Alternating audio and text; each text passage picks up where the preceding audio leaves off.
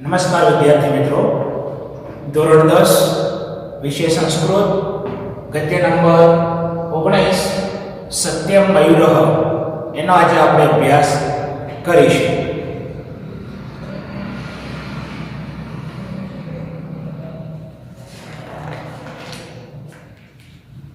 સંસ્કૃત રૂપકોના 10 પ્રકાર છે. તેમાંનો એક પ્રકાર પ્રહસન છે. આ પ્રહસન એકાંકી હોય છે. એકાંકી એક અંક નો નાટક એને એકાંકી તરીકે ઓળખવામાં આવે છે અને તેનું કથાવસ્તુ એક દિવસ પૂરતું મર્યાદિત હોય છે. સંસ્કૃત સાહિત્યમાં આવા જે અનેક પ્રહસનો રચાયા છે તેમાં સૌથી વધારે પ્રસિદ્ધ ભગવદ જુકિયમ નામના પ્રહસનને મળે છે. ત્યાં અંડરલાઈન કરો. કેટલાક વિદ્વાનોના મતે આના રચયિતા બોધાયન નામના કવિ છે. બોધાયન એક નામ યાદ રાખજો. જ્યારે કેટલાક વિદ્વાનો આ રચના કોઈ અજ્ઞાત કર્તાની છે એમ માને છે. આનો રચનાકાળ લગભગ ઈસવીસનની 4થી સદીનો છે. પ્રસ્તુત નાટ્યાંશ આ ભગવદ જુકિયમ પ્રહસનમાંથી સંપાદિત કરીને લેવામાં આવ્યો છે. ભગવદ જુકિયમ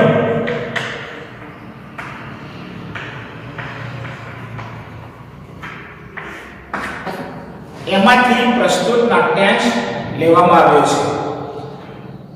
ગરીબ પરિવારમાં જન્મેલો શાંડિલ્ય સરળતાથી ખાવાનું મળી રહે છે એવી ભાવનાથી ઘર છોડી દે છે. અહીંયા એક પાત્ર છે શાંડિલ્ય.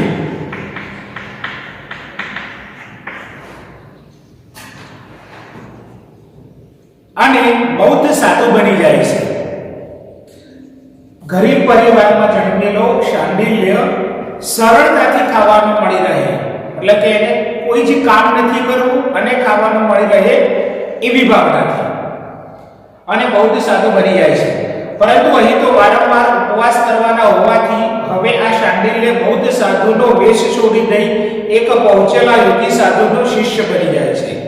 એ બૌદ્ધ સાધુ બની જાય છે.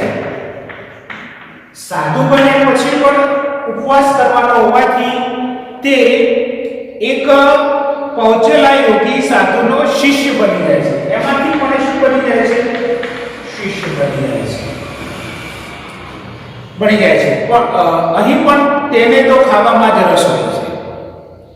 ઘણા માણસો એવા હોય છે કે જેનું લક્ષ્ય જ ખાવાનું હોય છે, એટલે કે ઈટ ડ્રિંક એન્ડ બી મેરી, ખાઓ પીઓ ને મોજ કરો. એટલે એનું લક્ષ્ય જ એવું કે ખાવાનું, બીજું કોઈ કામ પ્રવૃત્તિ કરવાની નહીં. પણ એના આ ગુરુ સતત ભણવાની ફરજ પાડતા હોય છે.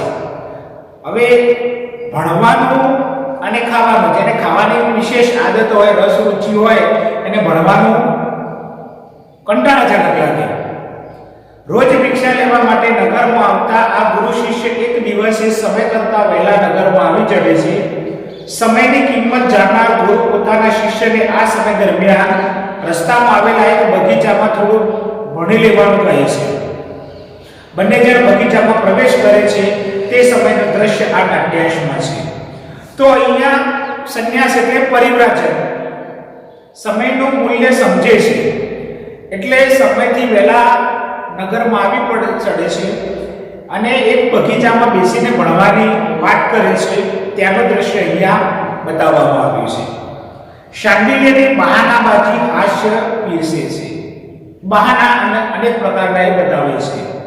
આ સંવાદ ઉપરથી એ વાતનો ખ્યાલ આવે છે કે બાળપણમાં માતાએ કહેલી વાતોની કેટલી ગંભીર અસર માનવીના જીવન ઉપર પડતી હોય છે.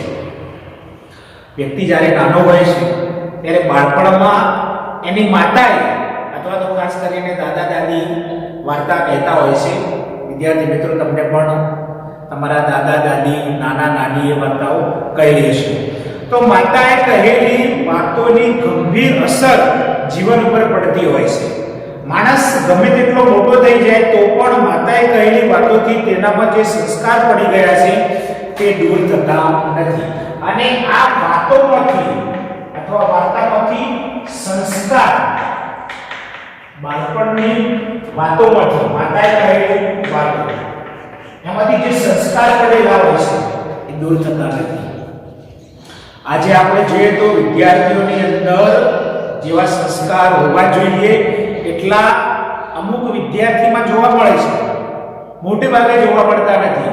એનું કારણ એ છે કે અત્યારના સમયમાં ટેકનોલોજીનો યુગ છે, એટલે દરેક અહીંયા માતાની વાત છે, એટલે માતા પિતા બાળકોને જ્યારે એ નાના હોય છે ત્યારે એમને આવી વાર્તાઓ, પંચતંત્ર, ગીતોપદેશ, રામાયણ, મહાભારત એવી વાર્તાઓ ખાસ પ્રમાણમાં કહેતા નથી, અને પરિણામે એમનામાં જે સંસ્કારોનું સિંચન થવું જોઈએ એ થતું નથી.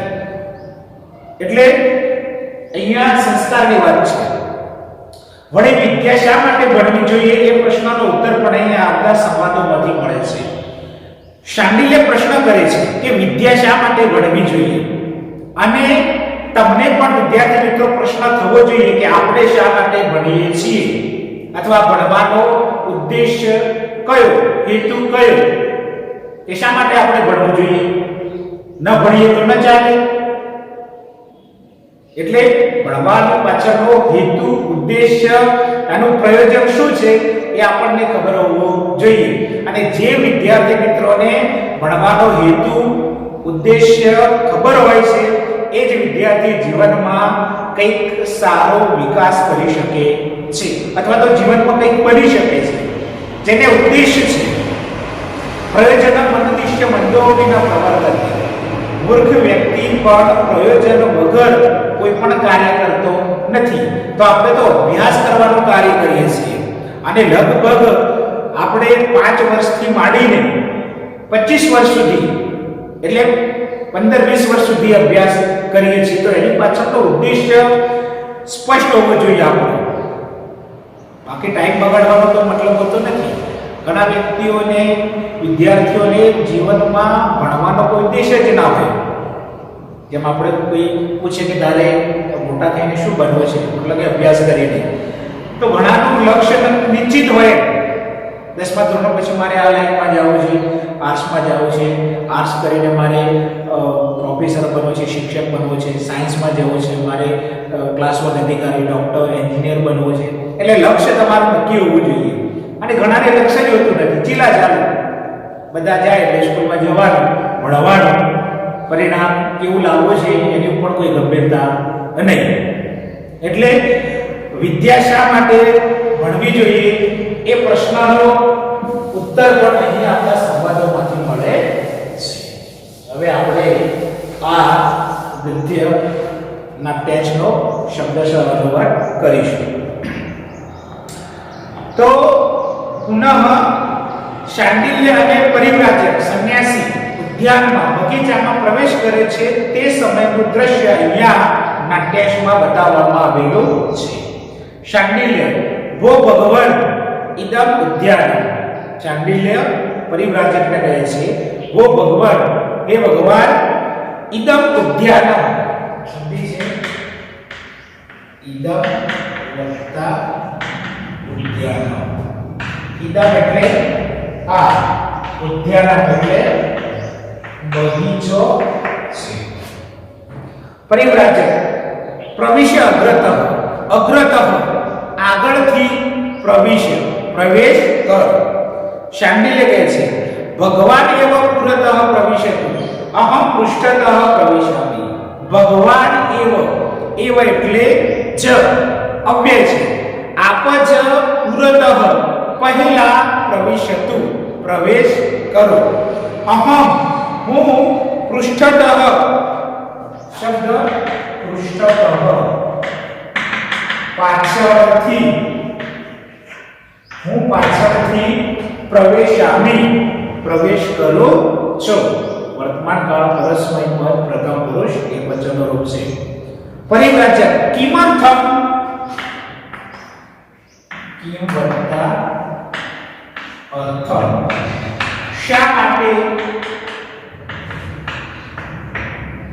ત્યારે શાંડિલ્ય જણાવે છે, પૌરાણિક્યાઃ મમ માતુઃ શ્રુતઃ અશોક પલ્લવ અંતર નિરુદ્ધઃ વ્યાઘ્રઃ પ્રતિવસતિ. એનો જવાબ આપે છે, પૌરાણિક્યાઃ પુરાણો જાણનારી, જે 18 પુરાણ છે એ પુરાણો જાણનારી, મમ માતુઃ, મમ એટલે મારી, માતુહુ માતા પાસેથી શ્રુતમ સાંભળ્યું છે કે અશોક પલ્લવ અંતર નિરુદ્ધ સંધિ અશોક પલ્લવ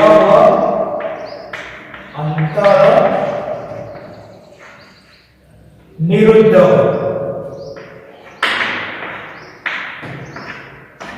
અશોક એટલે અશોક ઝાડનું નામ છે અશોકના પલ્લવ એટલે પાંદડું અશોકના પાંદડાઓની વચ્ચે નિરુદ્ધ છુપાયેલો વ્યાઘ્રહ એટલે વાઘ પ્રતિવસતિ રહે છે તત્તો ભગવાન એવ પુરતઃ પ્રવિશતુ ભગવાન એવ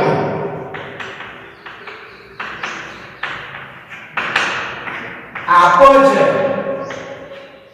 પુરતઃ પહેલા પ્રવિશતુ પ્રવેશ કરો અહમ હું પૃષ્ઠતઃ પ્રવેશામિ પાછળથી પ્રવેશ કરું છું એટલે એવું કહે છે કે પુરાણો જાણનારી મારી માતા પાસેથી મેં સાંભળ્યું છે કે અશોકના પાંદડાઓની વચ્ચે રહેલો વાઘ છે પરિવ્રાજક કહે છે બાઢમ ભલે બાઢમ એટલે ભલે પ્રવિશતિ પ્રવેશ કરે છે તતઃ શાંડિલ્ય પ્રવિશતિ પછી શાંડિલ્ય પ્રવેશ કરે છે એટલે પહેલા પરિવ્રાજક સંન્યાસી પ્રવેશ કરે છે અને પછી શાંડિલ્ય પ્રવેશ કરે છે શાંડિલ્ય અવિહા વ્યાઘ્રેણ ગૃહીતઃ અસ્મિ જેવો પ્રવેશ કરે છે અને તરત જ કહે છે અવિહા અરે વિસ્મય સૂચક અવ્યય છે વ્યાઘ્રેણ ગૃહીતઃ અસ્મિ વ્યાઘ્રેણ વાગે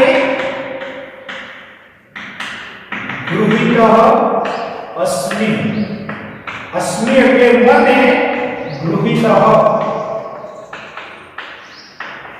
પકડ્યો છે માં વ્યાઘ્ર મુખાત મોચયથ માં મને વ્યાઘ્ર મુખાત પંચમી વિભક્તિ એકવચન મને વાઘના મુખમાંથી મોચય છોડાવ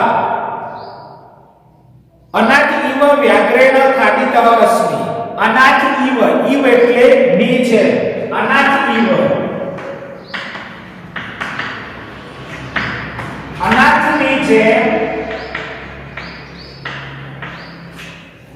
વ્યાઘ્રેણ ખાદિતઃ અસ્મિ વાઘ મને ખાઈ રહ્યો છે ઇદમ ખલુ રુધિર પ્રસ્રવતી કંઠા ઇદમ આ ખલુ ખરેખર અવ્યય છે કંઠાત કંઠ એટલે ગળું અને કંઠાત ગળામાંથી પંચમી વિભક્તિ એકવચન આ ખરેખર ગળામાંથી રુધિરમ લોહી રુધિરમ એટલે લોહી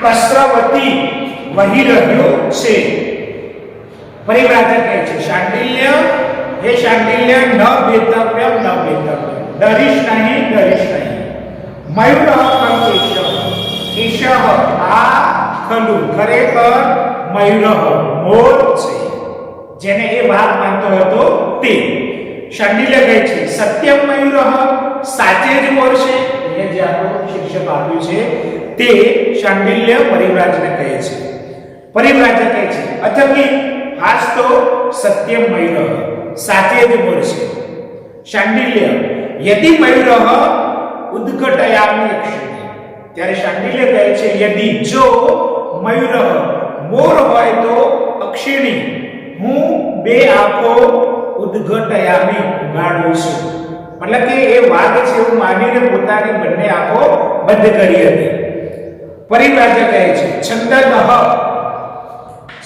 એટલે ભલે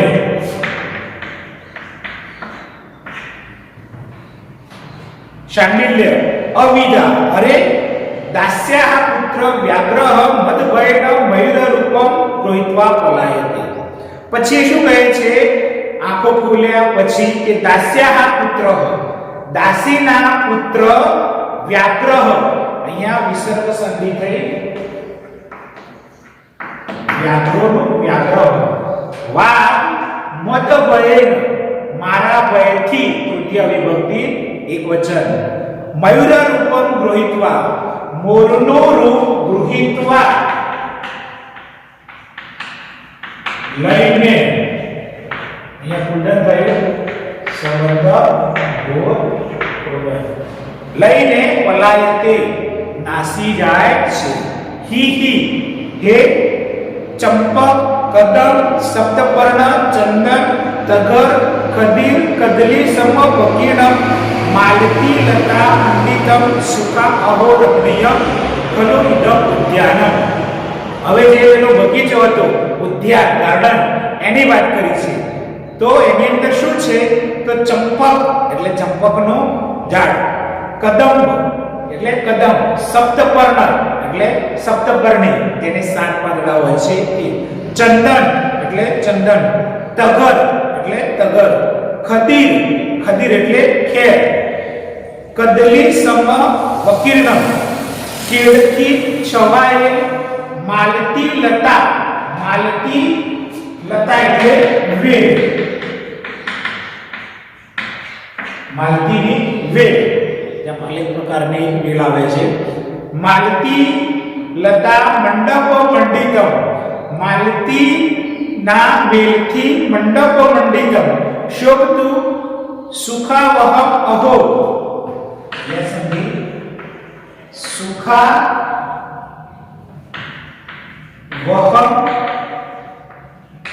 અહો, સુખને વહન કરનારું, અહો આ રમણીય સુંદર, ખલુ ખરેખર, ઇદમ ઉદ્યાનમ આ ઉદ્યાન છે, આ બગીચો છે. આ તમારે યાદ રાખવાનું છે કે બગીચામાં શું શું હતું? તો ચંપક, કદમ, સપ્તપર્ણ, તગર, ખદીર, કદલી વગેરે. પરિવ્રાજ્ય કહે છે, મૂર્ખ હે મૂર્ખ, ક્ષણે ક્ષણે ક્ષીયમાને શરીરે કિમ તે રમણીયમ. સંન્યાસી પેલા શાંતિને કહે છે કે હે મૂર્ખ, ક્ષણે ક્ષણે એટલે પ્રત્યેક ક્ષણે, ક્ષીયમાને શરીરે ક્ષીણ થતા શરીરમાં, તે તને કિમ રમણીયમ શું રમણીય લાગે છે? આગચ્છ વત્સ પુત્ર, આગચ્છ આ, તાવત પઠ તો ભણ, અને ભણવાની વાત કરે છે. ત્યારે શાંતિને કહે છે ન તાવત પઠિષ્યામિ, તાવત તો ન પઠિષ્યામિ, હું ભણીશ નહીં. પરિવ્રાજ્ય કહે છે કિમર્થમ શા માટે તું ભણવાનું ના પડે છે? તો એની પાછળનું કારણ શું છે? શા માટે? ત્યારે શાંતિને પ્રશ્ન કહે છે પઠનસ્ય તાવત અર્થમ જ્ઞાતુમ ઇચ્છામિ. પઠનસ્ય વિભક્તિ થઈ, ષષ્ઠી વિભક્તિ, એક વચન. ભણવાનો તાવત તો અર્થમ અર્થ જ્ઞાતુમ, અહીંયા કુદરત થયું જ્ઞાતુમ, જાણવા માટે, હિતવત હૃદય, ઈચ્છામિ હું ઈચ્છું છું કે શા માટે ભણવું જોઈએ. પરિવ્રાજ્ય કહે છે પઠિત પાઠૈ અપી કાલાંતર વિજ્ઞેયા ભવિતિ પઠન અર્થમ. પઠિત પાઠૈ અપી, પાઠને ભણી ગયેલા પણ, એટલે કે જે લોકો પાઠને ભણી ગયા છે તે કાલાંતર વિજ્ઞેયા, અહીંયા પણ સંધિ કાલાંતર વત્તા વિજ્ઞેયા, કાલાંતર એટલે સમય જતા, પઠન અર્થમ ભણવાનો અર્થ, વિજ્ઞેયા જાણે છે.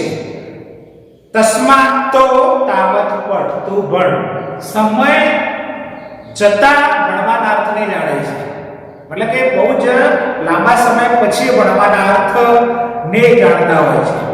અને આપણે અત્યારે તમે વિદ્યાર્થી મિત્રો ભણો છો, પરંતુ તમે 20-25 વર્ષની ઉંમર થશે, ભણવાનું પૂરું થશે, અને પછી કોઈ જગ્યાએ સારી રીતના તમે ભણશો, નોકરી ધંધો કરશો, અથવા તો સારી જગ્યાએ નોકરી મળશે, ત્યારે તમને ભણવાનો અર્થ, એનું મહત્વ જાણવા મળશે.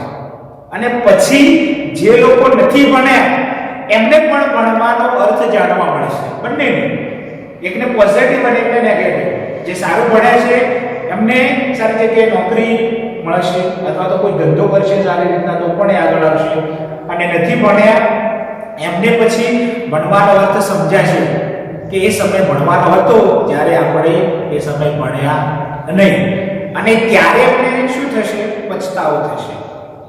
अब पछताए होत क्या जब चिड़िया चुग गई કે આ પસ્તાવો વિપુલ ઝરણો સ્વર્ગથી ઉતર્યું છે, પાપી તેમાં ડૂબકી દઈને પુણ્યશાળી બને છે. મતલબ કે સમય વહી ગયા પછી એનો કોઈ મતલબ રહેતો નથી. પછી તમને ઈચ્છા થાય કે હવે ફરીથી ભણવાનું હોય, 10માની પરીક્ષા આપવાની હોય તો હું સારી રીતે મહેનત કરીને સારું પરિણામ લાવું, પણ એ સમય તમારા હાથમાં હશે નહીં. શાંડિલ્ય કહે છે પઠનેન કિમ ભવિષ્યતિ. બીજો પ્રશ્ન કરે તો પઠનેન ભણવાથી કિમ ભવિષ્યતિ શું થશે, કે આપણે ભણીએ તો શું થશે. એટલે બીજો કેવો પણ થાય કે ન ભણીએ તો શું થાય. ત્યારે પરિવ્રાજક એનો જવાબ આપે છે શૃણુ સાંભળ. પઠનેન વિના ન પ્રાપ્યતે વિદ્યા. પઠનેન વિના, વિના એટલે વગર, ભણ્યા વગર વિદ્યા ન પ્રાપ્યતે, વિદ્યા પ્રાપ્ત થતી નથી. અને વિદ્યા એ એવું ધન છે કે જે બધા જ ધનોમાં શ્રેષ્ઠ છે. વિદ્યા ધનમ સર્વધનમ પ્રધાનમ, ન ચોરહાર્યમ ન રાજ્યહાર્યમ ન ભાતૃભાજ્યમ વ્યય કૃતે વર્ધતે એવં નિત્યમ સદા વિદ્યાધનમ સર્વધનમ પ્રધાનમ.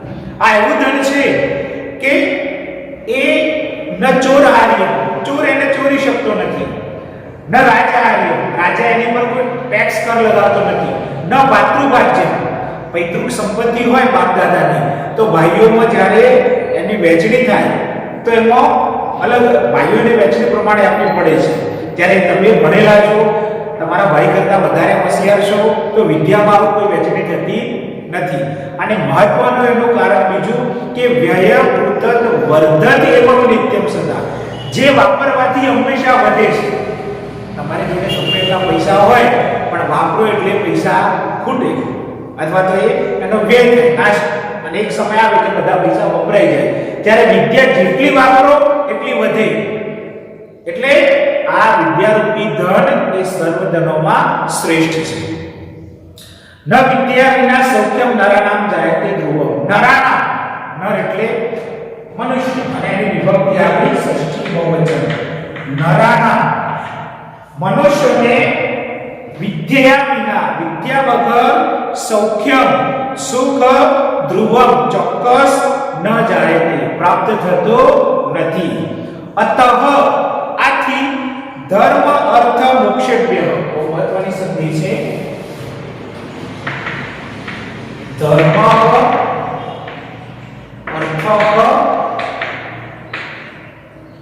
અર્થ મોક્ષેભ્ય, આથી ધર્મ અર્થ અને મોક્ષને માટે વિદ્યાભ્યાસ સમાચારે કરવો જોઈએ. અને બીજું કારણ એ પણ બતાવ્યું કે ધર્મ અને અર્થના મોક્ષ માટે વિદ્યાભ્યાસ કરવો જોઈએ. એટલે વિદ્યાનું બહુ જ મહત્વ છે એવું પરિવ્રાજક સંન્યાસી શાંડિલ્યને સમજાવે છે. અને વિદ્યાર્થી મિત્રો, વિદ્યાનું જીવનમાં બહુ જ મહત્વ છે. એટલે અત્યારે તમારી જોડે જે પણ સમય છે એ સમયનો તમે સદુપયોગ કરો, સમયને સાચવો. ગુજરાતી કવિ ગુણવંત શાહનું સેન્ટેન્સ છે કે જે સમયને સાચવે છે, સમય તેને સાચવે છે, અને જે સમયને બરબાદ કરે છે, સમય તેને બરબાદ કરે છે. એટલે આ સમયને તમે સાચવશો તો આવનાર સમય તમને સાચવશે, અને આ સમય અત્યારે તમારી પાસે છે એને તમે જો બરબાદ કરશો, વેડફી નાખશો, યોગ્ય ઉપયોગ નહીં કરો તો આવનાર સમય તમને બરબાદ કરી નાખશે. એટલે વર્તમાન પરિસ્થિતિ તમે જુઓ કે અત્યારે જે પરિસ્થિતિ છે અને એની અંદર તમારે જ્યારે ઓનલાઈન એજ્યુકેશન દ્વારા શિક્ષણ પ્રાપ્ત કરવાનું છે ત્યારે તમારે સવિશેષ મહેનત કરી અને આ સમય અને સાચવી અને વિદ્યાભ્યાસ કરવાનો છે. તો અહીંયા ગદ્ય પૂર્ણ થાય છે. અસ્તુ.